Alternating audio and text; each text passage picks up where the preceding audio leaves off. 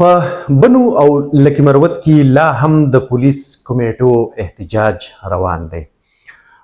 تازه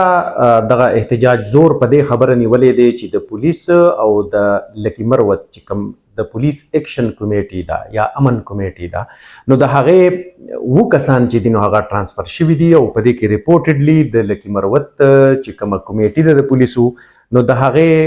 چې کوم صدر دی نو هغه پکې هم ریپورټډلی شانګلې ته ټرانسفر شوی دی. نو د دغې کسانو پولیس اهلکارانو د ټرانسفر خلاف چې کوم دی نو اوس دغه احتجاج زور نیولی دی. اوس باقاعده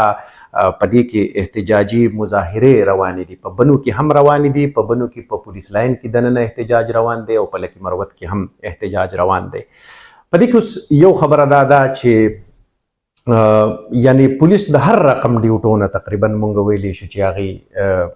راغلي دي، کلوز شوي دي. که تاسو وګورئ چې یعنی په بنو کې په ټریفک اهلکار څوک په نظر نه راځي، یعنی ټریفک پولیس چې دي نو هغه هم کلوز دي. د چا سره که په سیکیورټي باندې کم پولیس اهلکاران ول تر د دې پورې د ډي پي او د دفتر د ډي آی جي د دفتر سیکیورټي چې کومه ده نو هغه هم کلوز شوي ده. هغه پولیس کم چې په دغې دفترونو کې په ډیوټي وو بلکې په کینټ کې دننه چې د پیښور های کورټ کومه رجسټري ده نو د هغې نه هم سیکیورټي کلوز شوي ده او هغه سیکیورټي اهلکاران اوس په پولیس لاین کې په درنا یا په احتجاج کې ناست دي. تیره ورځ به تاسو کتلي د آر پي او چې کوم دی ریجنل پولیس آفیسر رب نواز خان د هغه ټرانسفر شو، غفور افریدي د هغه په ځای باندې تعینات کړلی شو او دغه هم یعنی ریپورټډلی داسې ده چې هغه چونکې په دغه پولیس اکشن کمیټۍ په ختمولو کې ناکامه شوی و نو د دغې وجې نه هغه رالر کړلی شو، د هغه په ځای باندې غفور افریدي ولیږلی شو. په دې کې یو بله خبره دا ده چې پولیس او د پولیسو مسله څه ده، پولیس وایي څه، د پولیس مطالبه څه ده. پولیس وایي چې مونږ دلته کې په اپریشنز او په دې کې برخه واخلو، مونږ وګورو، خو بیا په مونږ پسې دغه ګوډ طالبان چې کوم دي نو هغه راوستلی شي. دغه ګوډ طالبانو خلاف په سو ټایم کې به تاسو کتلي چې کله علي امین خان وزیر اعلی و د خیبر پښتونخوا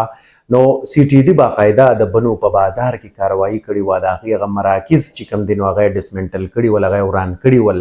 د هغې نه دغه کسان راونیول، مناظر ویډیوز د هغې موجود دي چې هغه کسان ونیولی شول او لاړل بوتللی شول. خو اوس موجوده ټیم کې خو دا ټیک ده چې ګنې په بنو کې یا په بازار کې، په سیټي کې یا په ټاونشپ کې دغه خلک نشته دی، خو ریپورټډلی دغه ګوډ طالبان چې کوم دي نو هغه د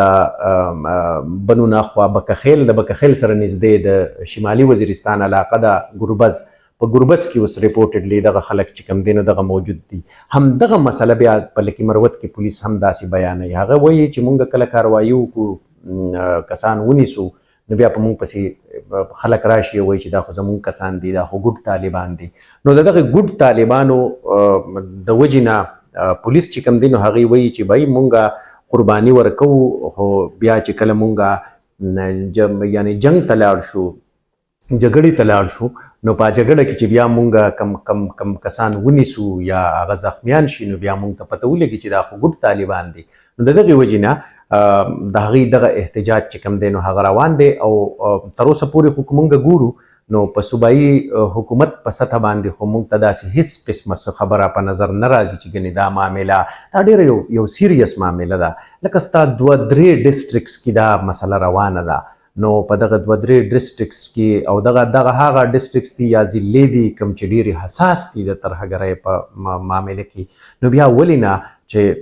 دغه څیز چې کوم دی نو دا اډرس کړلی شي، په دې باندې کېنستلی شي، په دې باندې یعنی د سیویلین او دغه رنګې پولیس های افیشلز او دا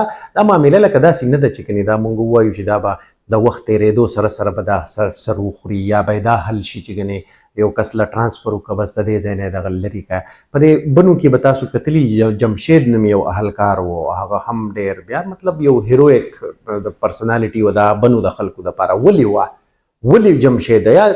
یا دغه د جمشید خپل څه کوالټیز نه ولو، خو هغه به د خلکو خبره کوله، نو چې د خلکو خبره یې کوله داسې به په پولیس کې یو جمشید نه بل جمشید، بل جمشید نه بل جمشید. خو